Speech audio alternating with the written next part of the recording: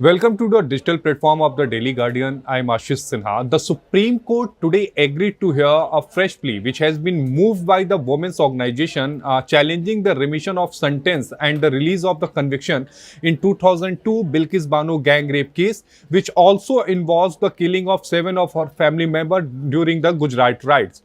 And Supreme Court today lists this matter with the main petition which has been filed by Mahua Moitra in Supreme Court.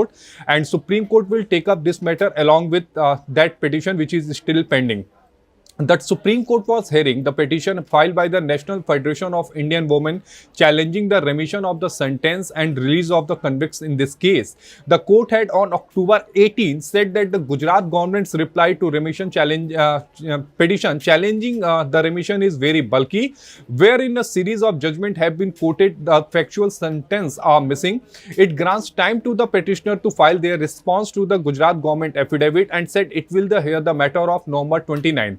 That means till November 29th, all these petitioners have to file their rejoinder affidavit in Supreme Court, because Gujarat government had filed an affidavit in Supreme Court and they have to give a written argument in also Supreme Court. So it remained to be seen that what affidavit they are going to file in Supreme Court. Remember that Bilkis Bano was 21-year-old and 5 months pregnant when she was gang raped while fleeing the riots that bulk out after the Godhra 10 burning incident. The 11 men convicted in the case walk out to the Godhra sub-jail on August 15 after the Gujarat government allowed these release under its remission policy. They had completed more than 15 years in jail. That particular order of Gujarat government has been challenged before Supreme Court, and in that particular petition, Supreme Court had asked Gujarat government to file their response.